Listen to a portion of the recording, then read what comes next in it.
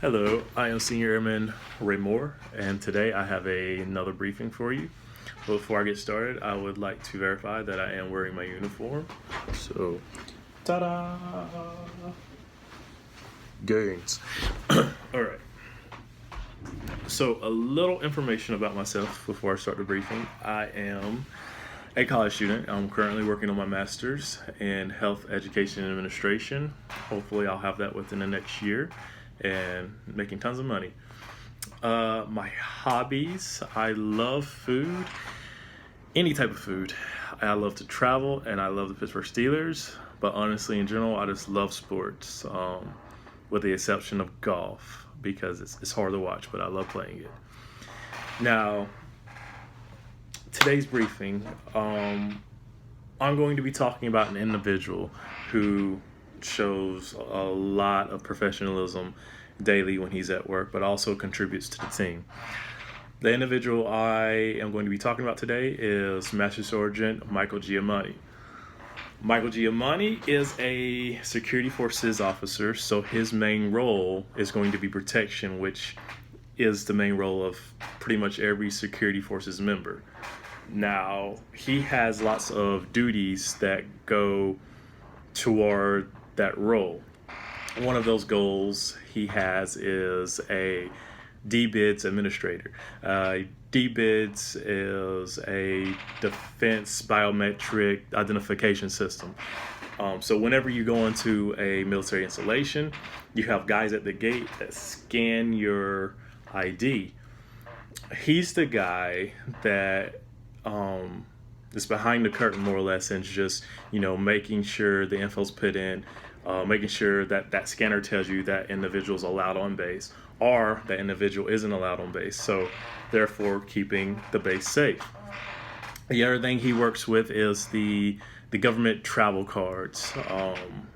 Whenever we go on orders, Title 10 and things like that, and you have to pay for things, he's the guy that activates your cards. Once you come back, he looks at your receipts and makes sure they're filed and given to the proper administrators and whatnot. Another thing he does is he works with the civilian contractors, the ones who come on base and don't have a formal military ID. They give him information, he inputs it into a system and issues them a ID badge, which allows them to come on base for a certain amount of time. It usually has a date to where that individual doesn't need to be on base anymore, so he'll collect that, or when the individual comes back to the gate, it'll say, hey, access denied. So those duties alone help him with his role of protection of the whole base, which is security forces' main thing, protection, and that's Air Force wide. There are also a lot of ways that he shows professionalism, whether it be through job training, whether it be through working jobs he shouldn't.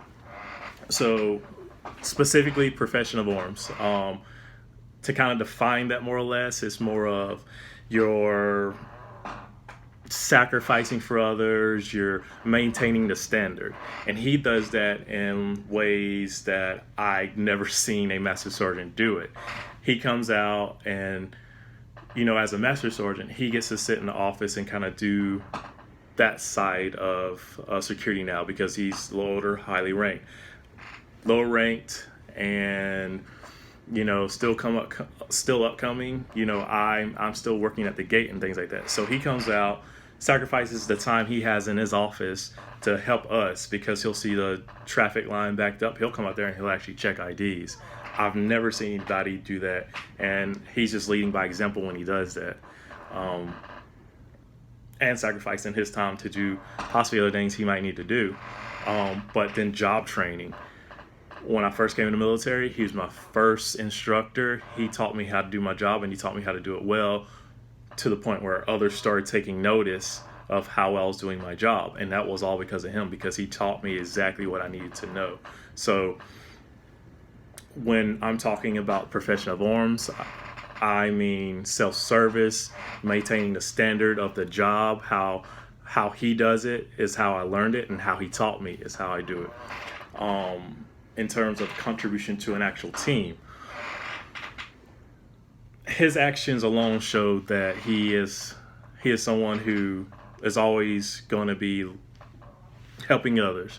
So my first deployment, there was a master sergeant that was supposed to go with us, but he got injured, and he, without hesitation, just stepped up into that role of leadership and said, hey, I'll go, I'll take the responsibility of this.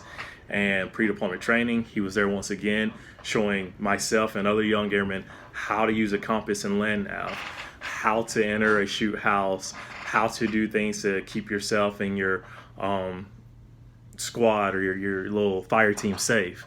So time and time again, he's doing these things that a leader, that someone who really, loves and maintains that job, he's just showing us how it's done. And I believe I've hit everything. If you have any questions, now's the time for it. But if not, thank you for your time, and I will see you next time.